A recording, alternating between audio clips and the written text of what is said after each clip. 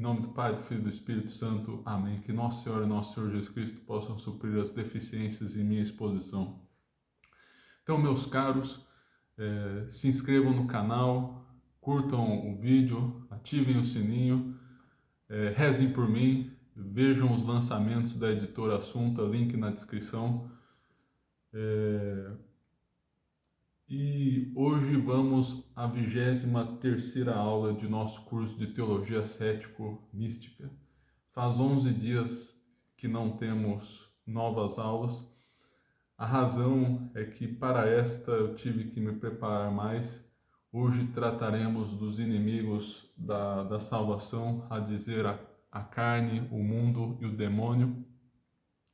E esta aula será a mais autoral de minha parte. Nas outras eu basicamente segui algum mestre, pegava o texto de Tonquerre, de Royo Marin e de Santo Tomás, lia e comentava. A meditação também teve muito de mim, mas tem um esquema já pronto de Santo Inácio, então era mais fácil seguir, não precisava me preparar tanto. Mas agora, para essa, eu tive que me preparar um pouco mais. Claro, o que eu vou falar aqui se funda em coisas que eu fui coletando ao longo da minha vida, em autores da vida espiritual. Não é algo totalmente inventado, mas preciso dar esse alerta, porque, por um lado, diminui a autoridade do que está sendo falado aqui. É algo mais duvidoso, fiquem atentos, aí eu posso dizer algo indevido, mas por outro, justificando também essa demora. Então eu tive que escrever um roteiro aqui. Creio que usarei 2 aulas para falar desse tema. Aqui falarei dos aspectos mais gerais, mas depois falarei de outros aspectos mais específicos dessa luta. Então, para você, vou explicar aqui e vai ficar mais claro um pouco da dificuldade do assunto. Então, quanto a esses 3 inimigos da salvação do homem, isto é, carne, o mundo e diabo, talvez pudessem se relacionar aos pecados capitais. Por exemplo, a carne, a gula, a luxúria e a preguiça. Então, a carne equivaleria a esses 3 pecados capitais. Já o mundo corresponderia à avareza, à vanglória e talvez à ira, e ao demônio, à soberba e à inveja. Os santos autores dizem que os anjos não possuem paixões, então só poderiam cometer estas 2 ordens de pecado, da soberba e da inveja. Mas refletindo sobre um dito de Santo Tomás, até aqui, né, da prima secunda, até lemos aqui, talvez vocês até se lembrem do trecho, na questão 84, o artigo 4, se devemos admitir 7 vícios capitais, a saber, vanglória, inveja, ira, avareza, tristeza, gula e a luxúria. E na solução, Santo Tomás diz o seguinte: como já se disse, chamam-se vícios capitais aqueles de que se originam os outros, principalmente em relação à ideia de causa final. Ora, esta origem pode ser considerada dupla luz. Primeiro, segundo a condição do pecador, disposto de maneira tal a buscar sobretudo um fim, donde vem a praticar no mais das vezes outros pecados. Ora, tal origem não a pode compreender a arte, por serem infinitas as disposições particulares dos homens. Segundo, quanto à relação natural dos próprios fins entre si. E a esta luz, um vício nasce quase sempre de outro, e por isso a arte pode abranger esse modo de se originar. Então chamam-se capitais os vícios cujos fins implicam certas razões primárias de mover o apetite, conforme a distinção delas, assim eles se distinguem. Então, como vimos, os pecados capitais nascem de certas disposições naturais do homem. Claro que tem um início bom, mas há uma corrupção aí no meio do caminho. Mas para dizer o seguinte, o ser humano busca se alimentar e haveria, portanto, para dar um exemplo, né, da gula, um pecado capital correspondente a isso, que seria a busca imoderada dos apetites, é, é, do, a busca imoderada de alimentos refinados, do prazer do paladar. É o mesmo com a luxúria, o ser humano é sexuado, naturalmente deseja ter família.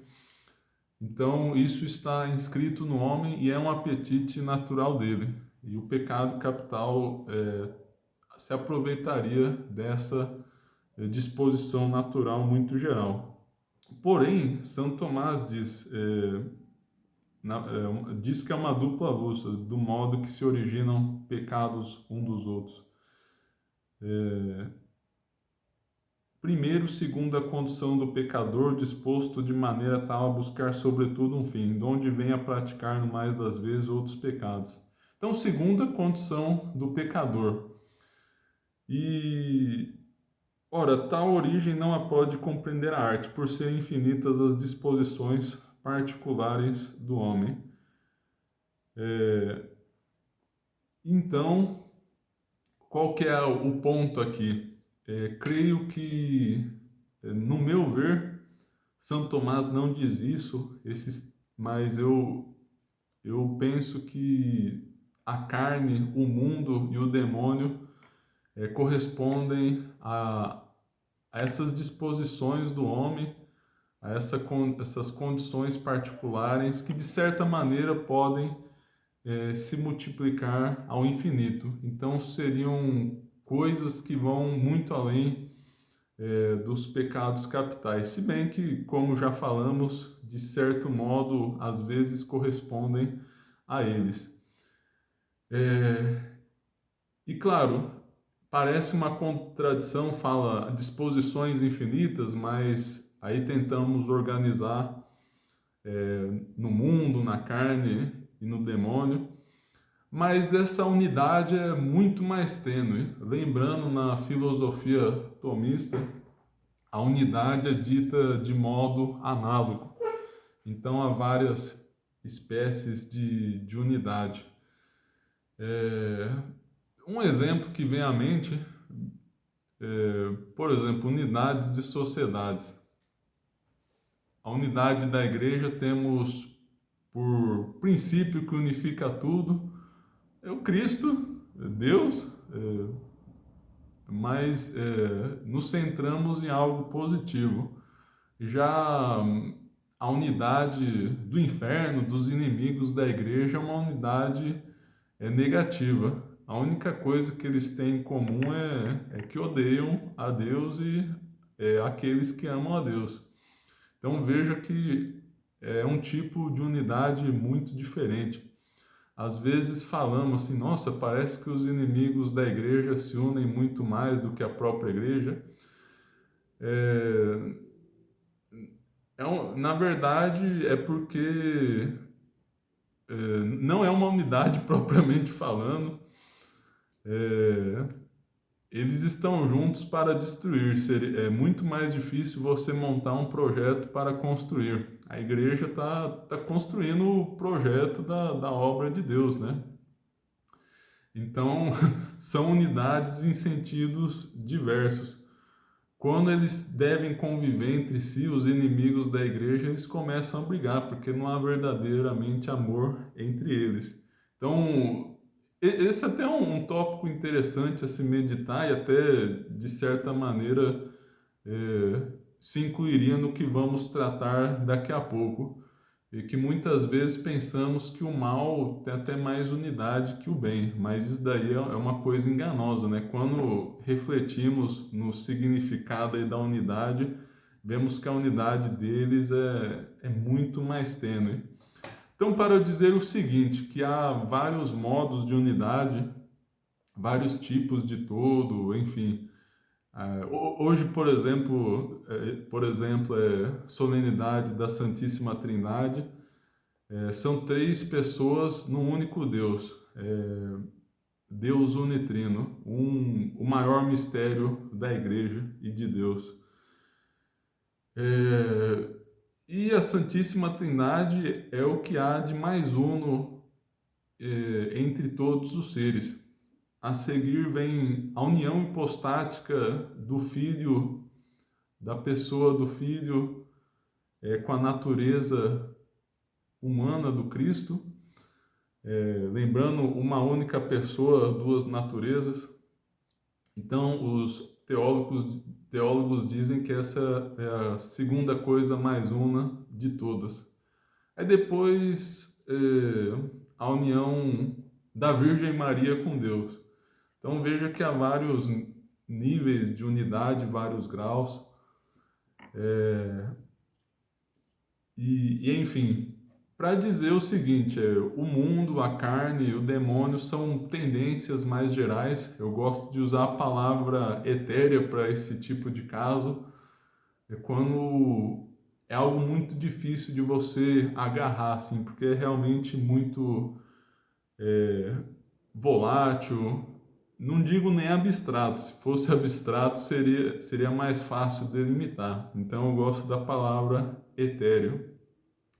Então, são casos praticamente infinitos e fica mais difícil de se tratar deles. Contudo, ainda assim, essa divisão é útil na vida espiritual, especialmente na ascética. Então, é um objeto muito disperso, mas mesmo assim, quando dividimos aí nos três espíritos, nos três inimigos da salvação, ainda assim temos um conhecimento útil que nos ajuda a combater os vícios e pecados. Eu não conheço uma bibliografia que trate dos três inimigos de maneira muito sistemática. Eu vi de maneira mais dispersa nos livros dos santos, dos autores espirituais. E também devo acrescentar que, por causa dessa volatilidade, esse assunto pode mudar bastante com o tempo. O que eu quero dizer com isso? Cada era teria uma casuística muito diferente da outra. Então, nos dias de hoje, teriam casos muito diferentes dos da época de São Tomás. E até vamos ver um pouco disso daí. Embora ainda se enquadrem, de certa maneira, nos três inimigos da alma. Com os pecados capitais acontece o mesmo. Claro, há casos que Santo Tomás não tratou, não conheceu, entre outros autores da escolástica, mas por ser um objeto mais uno que a gente está tratando, fica mais fácil de tratá-lo, né? Temos uma maior referência para poder abordá-lo. Então, damos os fins do homem e, como falei, né, os pecados capitais se fundam em apetites naturais do homem. E então, com esse núcleo aí, fica mais fácil abordar o tema. E claro, ainda assim, é preciso se atualizar um pouco a algumas situações diferentes em nossos dias. Mas quanto à carne, ao mundo e ao demônio, aí a atualização é muito maior, já que a unidade é menor, então estamos lidando com mais casos particulares diversos. Uma das marcas desses três inimigos é que produzem máximas em nossa alma, opostas às máximas de Deus. Para quem não sabe, máximas são princípios diretivos, princípios morais que guiam a nossa vida. E quanto às máximas dos inimigos da salvação, desses três, podemos fazer uma associação com o que em política chamamos de ideologia, que é como se fosse um véu que cobre a realidade. O ideólogo ele não consegue raciocinar à luz da verdade, ele raciocina sempre à luz do fim que persegue. Então ele começa a relativizar todas as coisas em prol daquele seu fim subjetivamente determinado. Então, em outras palavras, é um sistema de mentira para justificar nossos vícios.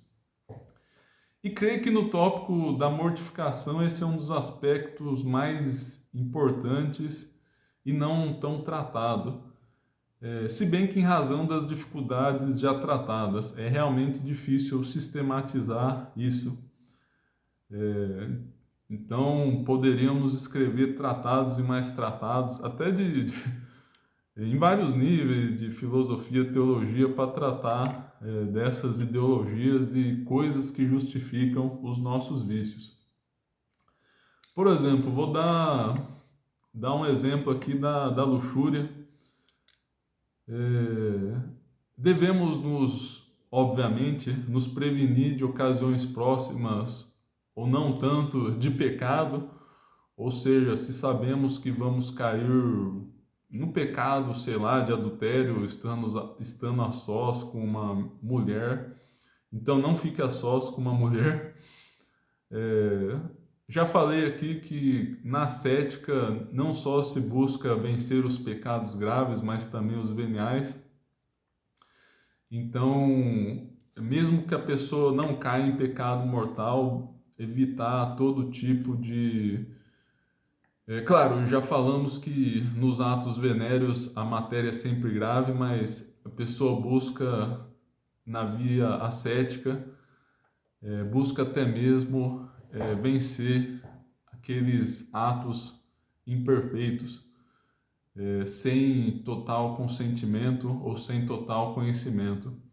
Então, na via ascética, buscamos extirpar isso também. E buscamos vencer ocasiões não tão próximas de pecado, algumas ocasiões mais remotas, evitando olhares, conversas pouco recatadas, esse tipo de coisa. Já tratamos na aula da luxúria, vamos falar um pouco também da mortificação em outra aula, para fechar bem esse assunto aí, deixar claro.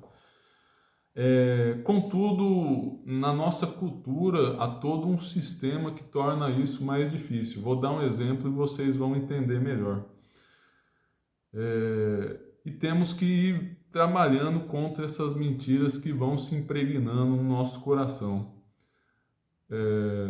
Então, por exemplo, tem um menino, 12, 13 anos, está crescendo e quer provar o valor de sua masculinidade, está nesse desafio assim da adolescência de provar o seu valor. E o que o mundo diz para ele se tornar um homem adulto, viril, diz para esse menino que ele vai ser muito homem se passar a olhar mulheres e olhar de maneira luxuriosa, claro, cometendo pecado grave, matéria grave. E isso, com certeza, é um erro. Na verdade, o luxurioso se torna uma pessoa... Luxurioso é uma pessoa molenga e infantil. Se ele desenvolve esse tipo de hábito, na verdade, ele vai retardar o seu amadurecimento e vai demorar muito mais para se tornar um homem. Então vejam só, essa é uma máxima da carne do mundo. Então vamos à Sagrada Escritura, porque o próprio Cristo nos deu, nos falou e combateu esses inimigos. E São João, em uma das cartas, também comenta isso. Então, no Evangelho, não peguei o número aqui, mas capítulo 4 de Mateus, não peguei os versículos aqui, mas tudo bem. É das tentações de Jesus no deserto. Fazia 40 dias que Jesus não comia. Então, começar a ler com o Evangelho, o tentador aproximou-se dele e lhe disse: Se és filho de Deus, ordena que estas pedras se tornem pães. Jesus respondeu: Está escrito: Não só de pão vive o homem, mas de toda palavra que procede da boca de Deus. O demônio transportou-o à cidade santa, colocou-o no ponto mais alto do templo e disse-lhe: Se és filho de Deus, lança-te abaixo, pois está escrito: Ele deu a seus anjos ordens a teu respeito. Eles te protegerão com as mãos com cuidado, para não machucares o teu pé em alguma pedra. Disse-lhe Jesus: Também está escrito: Não tentarás o Senhor teu Deus. O demônio transportou uma vez mais a um monte muito alto e lhe mostrou todos os reinos do mundo e sua glória. E disse-lhe: Eu te darei tudo isto, se, prostrando-te diante de mim, me adorares. Respondeu-lhe Jesus: Para trás, Satanás, pois está escrito: Adorarás o Senhor teu Deus e só a ele servirás. Então, o famoso episódio das tentações de Jesus no deserto, muito refletidas na Quaresma. É preciso começar dizendo, infelizmente, nos nossos dias se criou a convicção do contrário, mas é verdadeiramente o demônio que tenta ao nosso Senhor Jesus Cristo. E é dito aqui Satanás. Pois há uma tendência moderna de relativizar a presença do demônio na Sagrada Escritura. Aliás, relativizar tudo que não é estritamente natural na Bíblia. Milagres existem, prodígios demoníacos existem, e se está dito que foi o demônio, então foi o demônio. Não tem por que duvidar da Sagrada Escritura. Não é uma questão de ciência da época, eles não tinham uma explicação para isso. Durante todos os tempos, sempre se suspeitou que poderia haver, poderiam existir causas naturais das coisas, e mesmo assim, nosso Senhor Jesus Cristo as atribuiu ao demônio. Claro, no contexto aqui, né, das tentações, e em outros também da Sagrada Escritura. E um detalhe interessante notado por Oil Marin em Demonologia, aliás, ele fala isso na Teologia da Perfeição Cristã, fala, acho que foi nesse livro, eu posso estar confundindo, mas acho que foi nele, que fala dos fenômenos extraordinários. No Evangelho é dito que o demônio transportou Jesus, e nosso autor diz que devemos ver aí que o demônio é capaz de realizar um movimento local. Aí entra nas espécies de movimento lá da física aristotélica, tem o movimento da quantidade, da substância, da qualidade e e o movimento local. Então, mesmo sendo um puro espírito, pode movimentar coisas no nosso mundo. Para dizer o seguinte, a levitação não necessariamente vem de Deus, pode proceder do demônio, portanto. E Roy Marin está interpretando aqui no Evangelho que o demônio levitou nosso Senhor Jesus Cristo até o alto do templo. Dito aqui, né? O demônio transportou a cidade santa, colocou-o no ponto mais alto do templo e disse-lhe: Demônio é puro espírito, e mesmo assim o colocou lá. E colocou por meio da levitação. Porque também nos nossos dias há alguns que dizem que o demônio só tenta por palavras, não é capaz de nenhum prodígio do gênero. O demônio é capaz desse movimento aí, como dizem os teólogos tradicionais. Claro, não é capaz de geração. Tem até o Evangelho de São Lucas, salvo engano, que nosso Senhor Jesus Cristo come um peixe. Era para provar que não era um puro espírito, não era uma aparição angélica ou diabólica, ele tinha um corpo real. Porque os demônios não são capazes desse tipo de operação. Aí no caso seria uma assimilação, salvo engano, talvez eu tenha faltado às aulas de biologia aristotélica, mas acho que a alimentação se reduz à geração. Mas posso estar enganado, ou seria ao aumento. Mas enfim, isso daí é um detalhe. Aqui o importante é que o demônio só tem um movimento local. E, como sempre, às vezes tem algumas discussões sobre isso também, né? Então a gente acaba confuso. Mas vamos prosseguir aqui. Coloque nos comentários se eu faltei das aulas de biologia aristotélica. Contudo, e no que importa aí estão os três inimigos da salvação humana. Na primeira tentação, diz não só de pão, aliás, essa é a resposta de nosso Senhor Jesus Cristo. Se és filho de Deus, ordena que estas pedras se tornem pães. Então seria o espírito da carne. Claro, nosso Senhor Jesus Cristo sentia fome, ele não tinha movimentos sexuais, não tinha qualquer movimento desse gênero. E aí a segunda tentação é: se és filho de Deus, lança-te abaixo, pois está escrito, ele deu a seus anjos ordens a teu respeito. Aí é o espírito do demônio, e vai ficar mais claro a seguir, seria a soberba da vida. Quer estar acima de Deus, controlar a Deus. E na última tentação, eu te darei tudo isso e prostrando-te diante de mim me adorares. Darei tudo isso, no caso, os reinos do mundo e sua glória. Então é o espírito do mundo que busca os bens do mundo. Claro, de certa maneira, em algumas ocasiões os autores falam que todos se reduzem ao diabo, porque o diabo é a origem de todos os males, ele foi o primeiro a pecar, e o próprio diabo ele está tentando com os três espíritos, né? O espírito que lhe é próprio, o espírito da carne e o espírito do mundo. Todos esses espíritos lhe obedecem.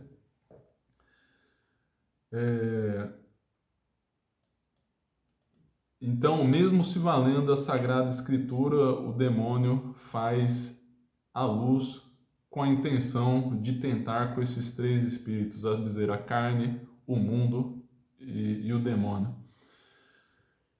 A seguir, o outro fundamento bíblico é dito na primeira carta de São João: porque tudo que há no mundo, a concupiscência da carne, a concupiscência dos olhos e a soberba da vida, não procede do Pai, mas do mundo.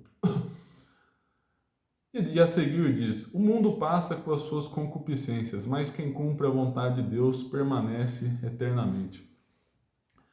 Em sentido amplo, inclusive usado por São João aqui na sua carta, o mundo é entendido como massa da perdição. Então, todos aqueles que não estão com Deus e são os réprobos e agem de acordo com essa finalidade são o mundo. Então, quem não está com Deus está no mundo. E quem é de Deus está contra o mundo. Mas às vezes o mundo é entendido numa acepção especial que é a concupiscência dos olhos.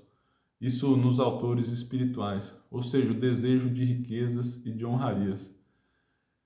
A concupiscência da carne, obviamente, se refere à carne, à luxúria, à gula, etc. O desejo imoderado dos prazeres. E por fim, a soberba da vida se refere ao espírito do demônio, pois a soberba é eminentemente um pecado diabólico. Concupiscência, para quem não sabe, significa desejo, mas tem acepção, a nuance de estar ligada ao pecado. Então, é um desejo ruim e geralmente advindo do pecado original, da queda original. Não havia comentado antes, mas já que temos a ocasião, sempre lembrar, usamos bastante o tratado do Evagrio Pontico aqui no nosso curso, e ele se inspira muito nessa passagem aqui de Nosso Senhor Jesus Cristo. Nosso Senhor responde às tentações do inimigo com a palavra da Sagrada Escritura. Então, o que faziam muitos padres do deserto? Eles decoravam vários versículos bíblicos, estudavam a Sagrada Escritura e, quando vinha a tentação, davam essa resposta, essa réplica espiritual para vencer a tentação. em imitação de nosso Senhor Jesus Cristo. Então, Evagrio Pontico se inspirava bastante nesse episódio da Bíblia. Creio que o sede contra de São Tomás tem esse espírito. Às vezes lemos a Suma Teológica apenas de um ponto de vista escolar, como se fosse uma disputa acadêmica, mas depende muito da questão ali.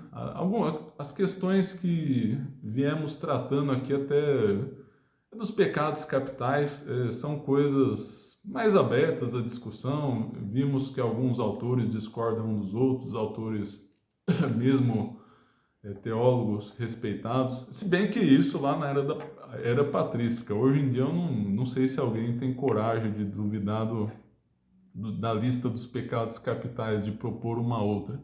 A de São Gregório se tornou célebre aqui no Ocidente.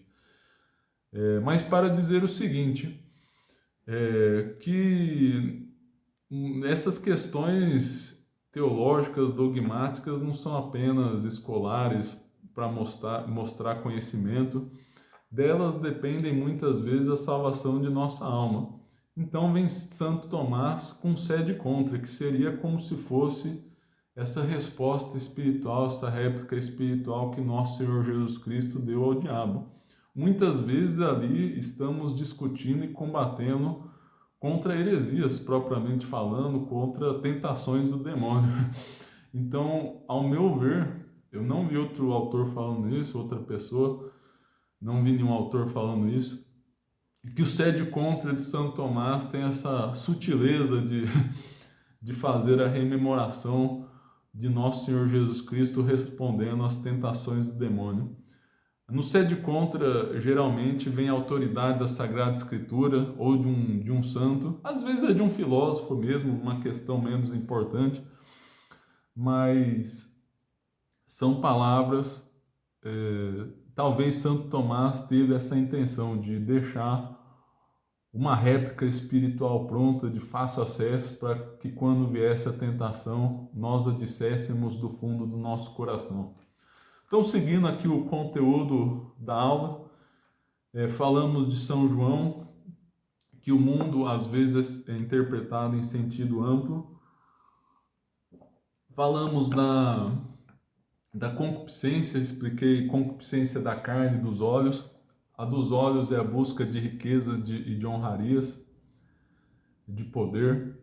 Soberba da vida, soberba praticamente, então não há muito mistério, só concupiscência dos olhos que não é tão facilmente identificável. Alguns outros elementos da tradição trazem, por exemplo, que os 3 conselhos evangélicos, a dizer pobreza, obediência e castidade, são uma vitória contra cada um desses inimigos. Os religiosos fazem esses 3 votos. Apesar de não serem obrigatórios, todos nós deveríamos nos inspirar neles e ter algo do seu espírito. Então, para quem não sabe, os religiosos, em sentido estrito, como São Francisco, o próprio Santo Tomás, dos franciscanos, dominicanos, jesuítas e assim por diante, fazem o voto de pobreza, obediência e castidade. De pobreza a pessoa não tem bem nenhum particular, às vezes o instituto tem. Geralmente o instituto tem, na verdade. Somente os franciscanos que tentaram ter uma pobreza tão extrema que nem o instituto tinha posse alguma. Deixavam na mão dos bispos do Vaticano, mas enfim. O voto de obediência, obedecer sempre a um superior, o guardião da casa, varia o nome conforme a ordem, o instituto. E o de castidade, então essas pessoas não se casam e não têm filhos. E por mais forte razão não cometem pecados contra a castidade, mas também se abstêm do matrimônio que é lícito por si mesmo. Então viram nesses 3 votos uma vitória contra cada um desses inimigos. Então a pobreza sendo a renúncia das posses, é uma vitória contra a concupiscência dos olhos. Então a pessoa, não podendo ter mais posse nenhuma, não cobiça mais nada. Pelo menos é facilitado com o voto. O voto da castidade, a renúncia ao matrimônio, é uma vitória contra a concupiscência da carne. E quanto à obediência, uma vitória contra a soberba da vida, porque o demônio não quis servir a Deus, não quis obedecer. A desobediência é um pecado bem satânico. E então, a obediência é uma vitória contra a soberba da vida e o espírito do demônio, esse inimigo de nossa alma. Já falamos que todos nós somos obrigados a buscar a santidade. Se não buscamos a santidade, se não desejamos a santidade, incorremos em pecado venial, mas os religiosos, se não desejam se tornar santos, já pecaram mortalmente, porque eles fazem os votos e fazem essa promessa diante da igreja, esse voto de buscar a santidade. Claro, não necessariamente conseguem, mas é um estado de busca constante. Então eles fazem esse voto diante de toda a igreja e estão obrigados a buscarem a santidade constantemente. Também aos votos e, consequentemente, aos espíritos contrários à salvação, geralmente se relaciona uma virtude teologal que é aperfeiçoada. Pobreza aperfeiçoa a esperança, que por sua vez é um remédio contra o espírito do mundo. Já falamos um pouco, quem é avarento não espera em Deus, e quem espera em Deus se liberta e mais facilmente se abstém das riquezas. O voto de castidade aperfeiçoa a caridade, que por sua vez é um remédio contra a luxúria. Lembrando que o amor desordenado... Aliás, não tratamos disso, poderia ter tratado, que tinha muita coisa para falar da luxúria. Geralmente o luxurioso corrompe o amor, seja numa perspectiva masoquista ou sádica. Então, uma corrupção da caridade. Ou você usa o outro ou quer ser usado pelo outro. E a castidade ordena isso. É possível no matrimônio santo, mesmo santo, já falei são no sentido de saudável, num bom matrimônio são os dois esposos contribuindo um para o outro, a mulher e o marido contribuindo para o bem comum, mas o amor desordenado coloca um sobre o outro no sentido de opressão, né? Um usa do outro, se vale do outro, como se fosse um instrumento. Então a castidade ordena isso daí e aperfeiçoa a caridade, e o voto de obediência aperfeiçoa a fé. Tem que ter muita fé para acreditar em tudo que o superior diz, e a fé vai sendo aperfeiçoada, que por sua vez é um remédio contra a soberba, que é uma falta de fé também, né? Interessante que São Tomás falou que uma das partes da soberba é a apostasia. Há até uma conexão, então, né? A pessoa acaba perdendo a fé também em Deus e no superior. A apostasia, propriamente falando em sentido estrito, seria o fruto mais dramático da soberba. Ou um dos mais dramáticos, porque aí tem vários graus, vários pecados ligados à soberba. E também é útil essa relação, é útil essa relação porque, fazendo os atos das virtudes teologais e também nos inspirando na virtude dos votos, temos então vários elementos, estratégias para vencer os três espíritos inimigos do homem. Iniciei falando de inimigos, pode ser o espírito, no discernimento dos espíritos, e está tudo de certa maneira ligado.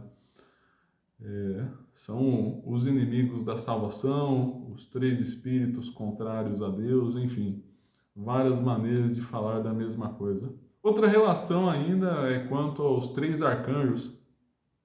São Miguel está ligado à fé, portanto, contra a soberba da vida. São Gabriel ligado à esperança, melhor dizendo, e, portanto, contra a concupiscência dos olhos. E São Rafael a caridade, portanto, contra a concupiscência da carne.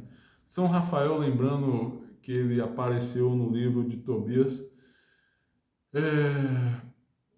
ele venceu o demônio da luxúria, e por isso muito bom em tentações contra a carne, muito bom recorrer a São Rafael e por isso associado à caridade.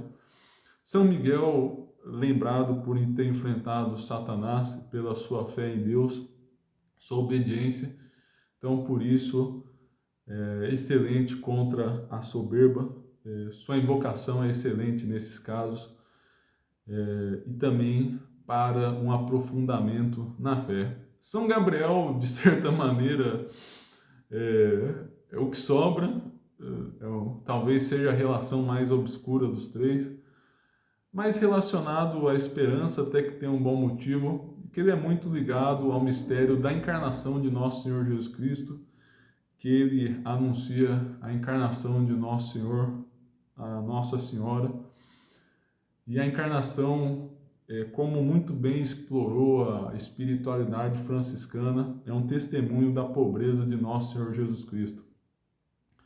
Então, São Gabriel, bem lembrado aí no Natal, traz a esperança e a vitória contra a concupiscência dos olhos. Então, muito bom invocá-lo para aumentar a fé e vencer a avareza, a busca de honras, etc.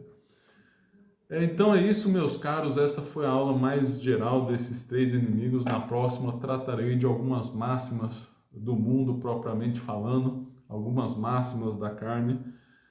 E é isso, muito obrigado, rezem por mim, perdão por qualquer falha de exposição,